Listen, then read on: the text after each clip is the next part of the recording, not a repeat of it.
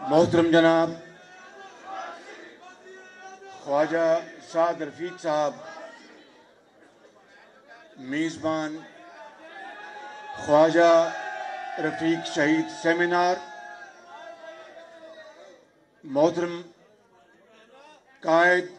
جناب میاں محمد نواز شریف صاحب، محترم جناب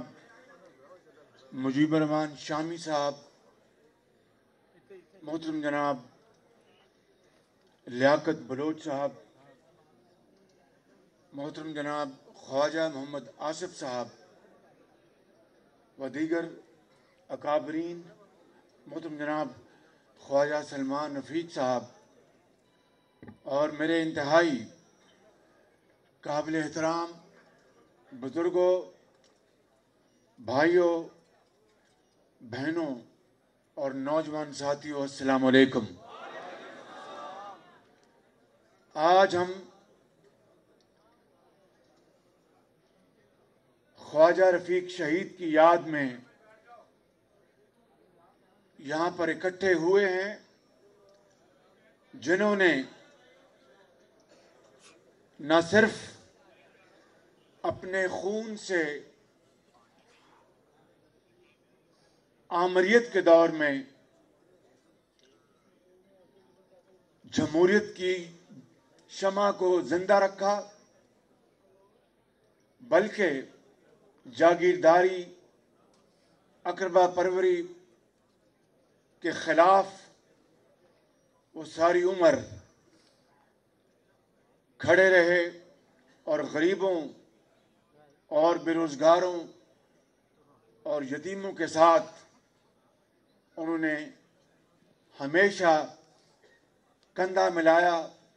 اور حق کے لیے آواز اٹھائی۔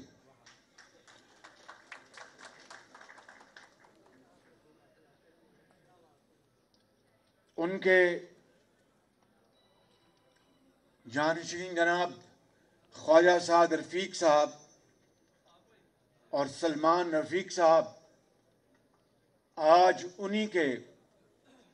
نقش قدم پر چلنے کی بھرپور کوشش کر رہے ہیں، اور چاہے حکومت ہو یا پھر ابتلا کا زمانہ، یہ دونوں بھائی اپنے نظریے پر قائم رہ کر اپنی پارٹی کے ساتھ، پارٹی کی قیادت کے ساتھ ساتھیوں، ورکروں کو ساتھ لے کر وہ اس جدوجہد میں ہمیشہ شریک رہے، اور ایک بار پھر انہوں نے جیل بھی کاٹی، سختیاں بھی برداشت کی، لیکن اپنی جگہ سے ٹس سے مس نہیں ہوئے۔ میں زیادہ کہوں گا تو شاید اس کے دوسرے مطلب لیے جائیں گے، لیکن اختصار کے ساتھ یہ کہنا چاہوں گا کہ مجھے دونوں بھائیوں کے ساتھ نہ صرف بہت قریب سے موقع ملا اٹھنے بیٹھنے کا، سفر اکٹھا کرنے کا، بلکہ کام کرنے کا بھی بہت قریب سے موقع ملا۔ میں ایک ایک مثال دے کر بات کو آگے بڑھاؤں گا کہ جب پاکستان میں بجلی کے حوالے سے اندھیروں نے یہاں پر بسیرا کر رکھا تھا، 20 گھنٹے کی لوڈ شیڈنگ تھی، اور میاں نواز شریف نے قوم کے ساتھ وعدہ کر رکھا تھا اپنے انتخابی جلسوں میں کہ اگر مجھے اللہ تعالیٰ نے موقع دیا تو میں 5 سالوں میں یہ اندھیرے ختم کرنے کی حد المقدور کوشش کروں گا۔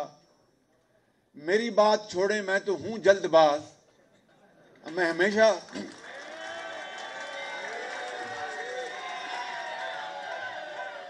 میں ہمیشہ جلدی میں فکرے کش دیتا ہوں، جو بعد میں جو یار لوگ ہیں ہنسی مذاق میں اس کو بعض اوقات بات کرتے ہیں، کبھی طنز بھی کرتے ہیں۔ تو میں نے ایسے لمحات میں کہہ دیا، میں یقیناً بہکا وہ تو نہیں تھا، ہوش حواس میں تھا، الحمدللہ کوئی جادو ٹونے کا شکار نہیں تھا۔ تو میں نے ان لمحات میں کہہ دیا کہ اگر ہم 6 مہینے میں بجلی کے اندھیرے دور نہ کر سکے تو میرا نام بدل دینا۔ اس کے بعد پھر کیا ہوا، چل سو چل، جتنے منہ اتنے زبانیں، اور نہ جانے کیا کیا لوگوں نے فکرے کسے، یہاں تک بات آئی کہ اچھا جی اب یہ نام بدل لیں۔ میں کہنا چاہتا ہوں میرے بزرگوں، بھائیوں اور بہنوں، لیاقت بلوچ صاحب نے بڑی ایک شاندار تقریر کی ہے، بڑی پرمغز تقریر کی ہے۔ میں ان کی خدمت میں بھی عرض کرنا چاہتا ہوں کہ سیاست نام ہے اصل میں عوامی خدمت کا، سیاست نام ہے اصل میں لوگوں کے دکھ اور درد بانٹنے کا، سیاست نام ہے یتیم اور بیوہ کے سر پر دست شفقت رکھنے کا، سیاست نام ہے بیماروں کو سہولتیں مہیا کرنے کا، سیاست نام ہے بے روزگاری کے خاتمے کے لیے کاوشیں کرنے کا، سیاست نام ہے مہنگائی کو ختم کرنے کا، سیاست نام ہے قوم کو اس کے پاؤں پر کھڑا کرنے کا۔ یہ کام انجام دیا نواز شریف نے اس دور میں۔ اور جب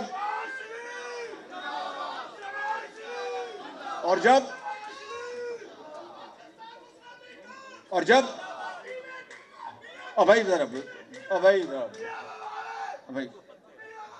ذرا مہربانی،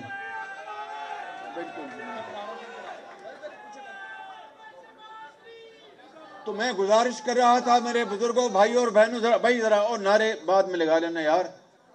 نعرے ابھی الیکشن کا وقت آنے والا ہے، ان کو بھگانے کا وقت آنے والا ہے، تو نعرے لگائیں گے اس وقت۔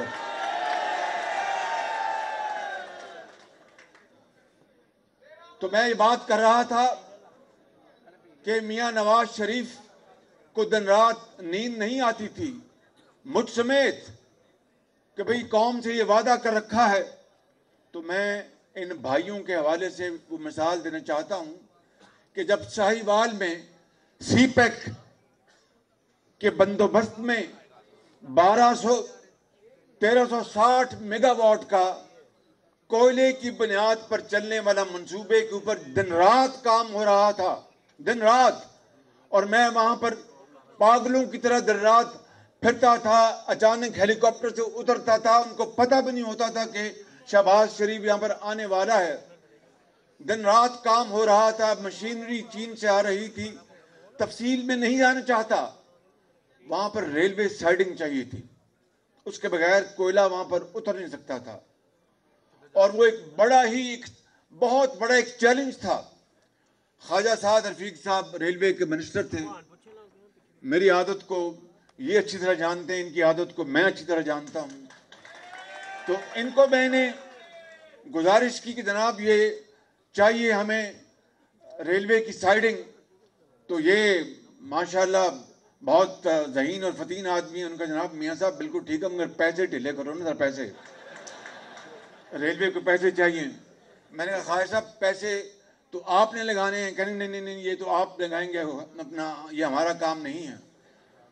بہرحال پیسوں کا سارا وہ بات ہو گئی، مگر اس میں بہت وقت چاہیے تھا، بڑی محنت چاہیے تھی، اور اس کے بغیر ہر چیز مکمل ہو جاتی، او بھائی ہر چیز مکمل ہو جاتی،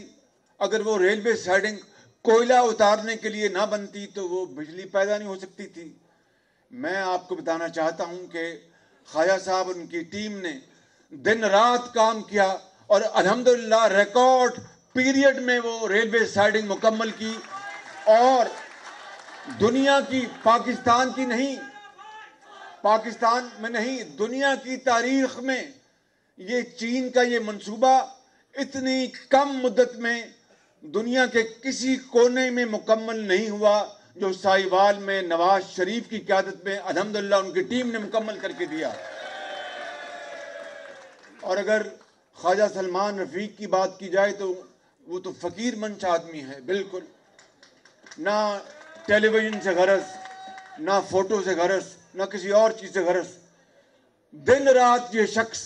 دکھی انسانیت کے غم میں تڑپتا ہے اور دن رات ان کے لیے کام کرتا ہے. بالکل مجھے افسوس تو اس بات کا ہے کہ دونوں بھائی بے گناہ جیل میں پہنچے، مگر خواجہ سلمان رفیق تو سوچتا ہوگا کہ میں کس پاداش میں یہاں پر پہنچ گیا ہوں.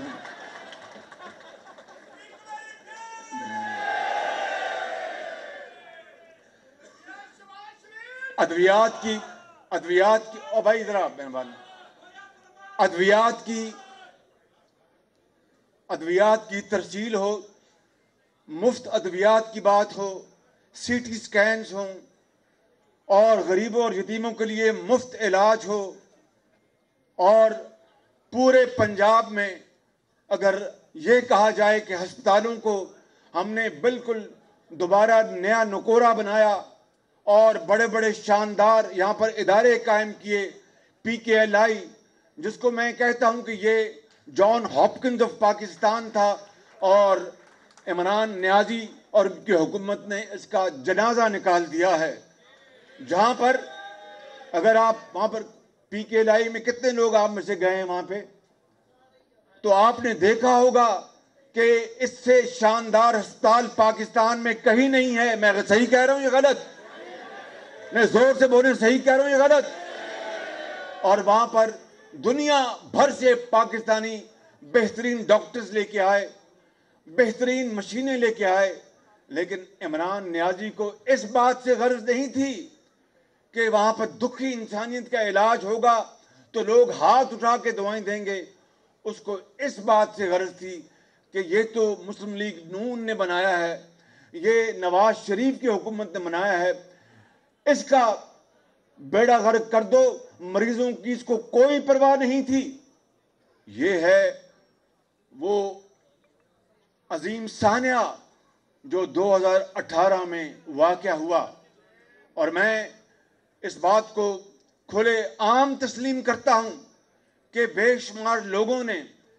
عمران خان نیازی کو ووٹ دیا کہ شاید تبدیلی سے پاکستان بدلے گا. مسلم لیگ نون کی جو بھی کارکردگی اور یا دوسری پارٹیز کی جو بھی کارکردگی، انہوں نے کہا کہ اس کو ٹیسٹ کرو، اس ٹیسٹ کرکٹر کو. اس ملک کی معیشت کا جنازہ نکل چکا ہے، اور جگہ جگہ آپ دیکھتے ہیں دیہاتوں اور شہروں میں اور قصبوں میں لوگ معیشت کے جنازہ وہاں پر پڑھتے ہیں اور روتے ہیں دن رات آسمان کی طرف دیکھ کر کے. کیا وہ دن تھا، کیا وہ بدقسمت دن تھا کہ یہ شخص پاکستان کے اوپر وزیر اعظم مسلط کیا گیا، اور 3.5 سال میں اس نے پاکستان کی اینٹ سے اینٹ بجا دی ہے. معیشت کی بات کریں تو آج لوگ ایک وقت کی روٹی کو ترستے ہیں، اور مہنگائی کی بات کریں تو ایک ماں اپنے بچے کے لیے دودھ نہیں خرید سکتی، اور بے روزگاری کی بات کریں تو لاکھوں لوگ بے روزگار ہو چکے، اور چھت کی بات کریں تو 50 لاکھ گھر تو بڑی دور کی بات ہے، ایک کمرے کی اینٹ تک نہیں رکھی. میرے بزرگوں، بھائی اور بہنوں، اپنے دل پر ہاتھ رکھ کر کہو کہ نواز شریف کے دور میں مہنگائی تھی یا چیزیں سستی تھیں؟ بھائی زور سے بتاؤ مجھے. نواز شریف کے دور میں آپ کا دکان چلتی تھی، آپ کو ہسپتالوں میں دوائیاں ملتی تھیں، مفت علاج ملتا تھا، لیپ ٹاپ ملتے تھے. اور مجھے یہ بتاؤ کہ جو شخص یہ کہتا تھکتا نہیں تھا کہ یہ لاہور کا جنگلہ بس اس کے اوپر 30 ارب نہیں 70 ارب روپے لگ گئے ہیں، اور وہاں پر کنٹینر پر کھڑے ہو کر کہا کہ اگر مجھے نواز شریف وفاقی حکومت نے پشاور میں میٹرو بس کا منصوبہ مفت بھی دیا تو میں انکار کر دوں گا کہ مجھے یونیورسٹیاں اور مجھے ہسپتال بنانے ہیں۔ نہ وہاں پر ہسپتال بنایا، نہ وہاں پر یونیورسٹی بنائی، اور جب وہاں پر پشاور کی BRT چلی تو پھر وہ چلتی تھی رکتی تھی، بس چلتی تھی آگ لگتی تھی، بس چلتی تھی آگ لگتی تھی، اور آج تک وہ اس کو مکمل نہیں کر سکے۔ اور لاہور کا میٹرو بس 30 ارب میں، اور یہ ہے 27 کلومیٹر، اور پشاور کا میٹرو بس 20 کلومیٹر 100 ارب روپے سے اوپر چلا گیا۔ اور پھر آپ دیکھیں یہ آپ کی اورنج لائن، اور دیکھیے اورنج لائن آپ نے، اور دیکھیں کہ کہتے ہیں جناب کہ پولوشن، اس کی جتنی مخالفت کی گئی اورنج لائن کی، PTI اس کے پیچھے تھی۔ سارا یہ اورنج لائن کو ڈیلے کرنے کا جتنا بھی یہ ایک انتہائی گھناؤنا پروگرام جو بنا، وہ PTI عمران خان کی سربراہی میں بنا۔ لاہور ہائی کورٹ میں یہ کیس 1 سال چلا اور 300 صفحے کا فیصلہ آیا، اور اس میں ایک دھیلے کی کرپشن وہاں پر ثابت نہیں کی گئی۔ پھر سپریم کورٹ میں گئے، اور سپریم کورٹ میں ان کے اپنے PTI کے جو علامہ اقبال مرحوم کے جو صاحبزادے ہیں وہ پٹیشنر بن گئے، تاکہ ان کو ڈر یہ تھا کہ اگر اورنج لائن نواز شریف کے دور میں چل گئی تو پھر 2018 کا الیکشن پھر ان کا دھرا کا دھرا رہ جائے گا۔ یہ تھی اس کے پیچھے ان کو آپ کی مصیبت، آپ کی بیٹی کا کالج ٹائم پر پہنچنا، ایک مزدور کا کارخانے میں ٹائم پر پہنچنا، ایک مریض کا ہسپتال میں ٹائم پر پہنچنا، ایک استاد کا یونیورسٹی پر ٹائم پر پہنچنا، ایک بیوہ کا اپنے گھر میں کام کرانے پر ٹائم پر پہنچنا، یہ ان کو کوئی غرض نہیں تھی۔ ان کو ایک ہی غرض تھی کہ چاہے وہ عوامی سہولت ہے یا نہیں، وہ نواز شریف کا منصوبہ ہے تو اس کو بالکل اس کو ختم کر دو۔ آج ایک اور پھر 3.5 سال کیا کیا؟ تختیوں کے اوپر تختیاں، تختیوں کے اوپر تختیاں، تختیوں کے اوپر تختیاں۔ جتنے نواز شریف کے منصوبے،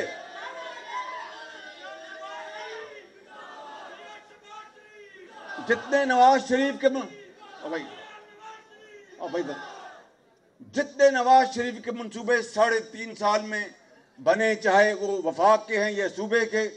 اس کے اوپر دن رات عمران خان نیازی تختیاں لگا رہے۔ بھئی اگر آپ کو تختیاں لگانے کا اتنا شوق تھا تو ہمیں بتا دیتے، ہم آپ کو تختیاں لگانے پر مامور کر دیتے۔ اور آج نالج پارک پر جا رہے ہیں، افتتاح کر رہے ہیں۔ یہ وہ نالج پارک ہے جو میں نے اس خطاکار نے 2014 میں اس کا سنگ بنیاد رکھا تھا، اور پھر پہلی یونیورسٹی اٹلی کی یونیورسٹی کے تعاون سے ہم نے اس کا معاہدہ کیا، اور یہ جو ہماری جو یونیورسٹی ہے انفارمیشن ٹیکنالوجی فیروزپور روڈ پر، اس کو ہم وہاں پر شفٹ کر رہے تھے۔ آج خان صاحب کو KPK میں بری طرح شکست کے بعد خیال آیا کہ میں جا کے ایک اور تختی لگاؤں۔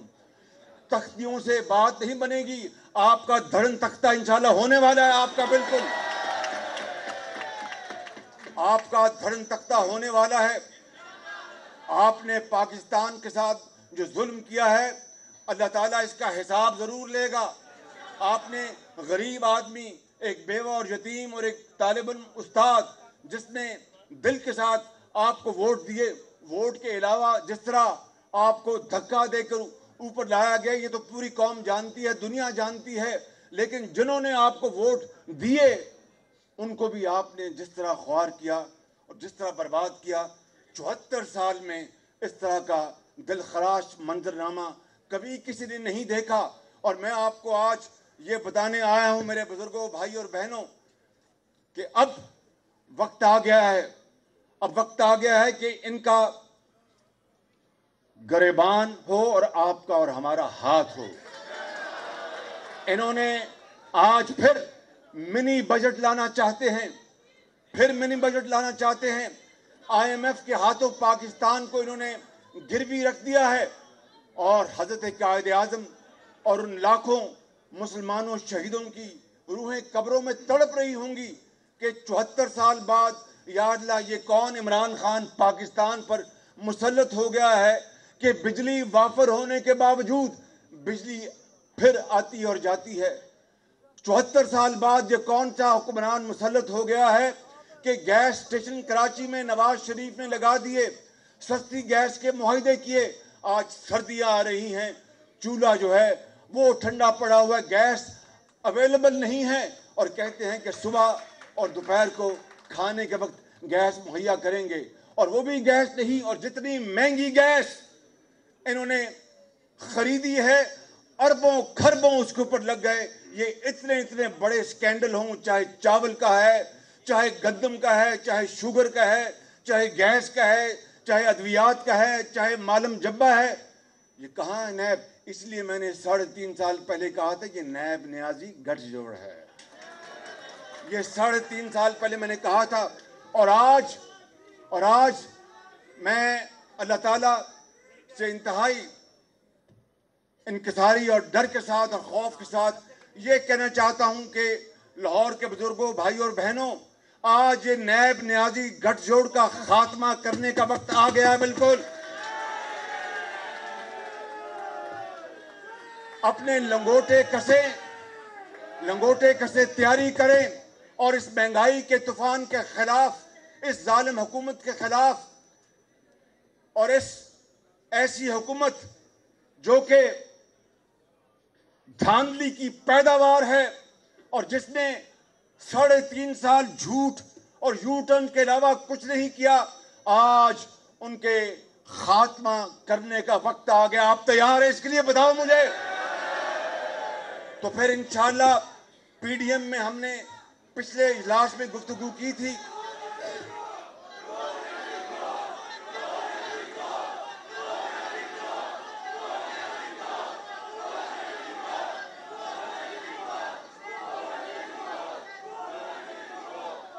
میں